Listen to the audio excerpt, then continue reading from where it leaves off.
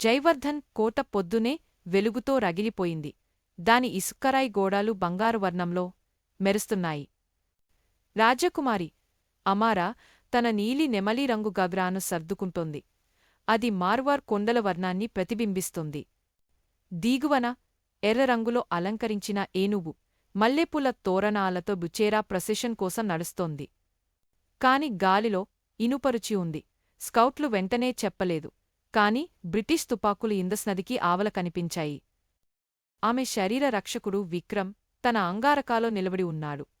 అతని కనుబొమ్మపై కోసిన గాయం చంద్రమాదిరిగా మెరిసింది. తంచన ఖాళీ అని అతను మర్మరించాడు. తుపాకుల పొడి లేదు, కేవలం పురాణాలే ఉన్నాయి. అమారా తన వేలులతో విక్రమ్ చేతికి ఉన్న రాఖీని తాకింది. అది ఆమె చిన్నప్పటినుండి ఆమెకు గుర్తుగా ఉంది. ఆయుధాల గదిలో ఆమె పురాతన తాడు తినిపోతున్న తాపస్త్రీని తెరిచింది. అది ఆమె పూర్వీకుల గుప్త అస్త్రాల ప్రదేశానికి మార్గం చూపించే పటము. సంస్కృతంలో సంకేతం ఉంది. పులులు మోకాళ్లు వంచే చోట వారు పాడైపోయిన ఖాళీ మందిరానికి చేరుకున్నారు. దాని ప్రవేశద్వారం వటవృక్షాల వేరులతో పూర్తిగా మూసివేయబడి ఉంది.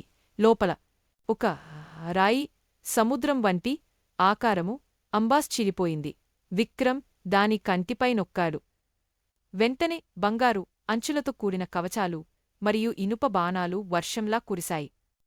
సాయంత్రం సమయంలో అమారా కోటలో దీపాలను వెలిగించింది.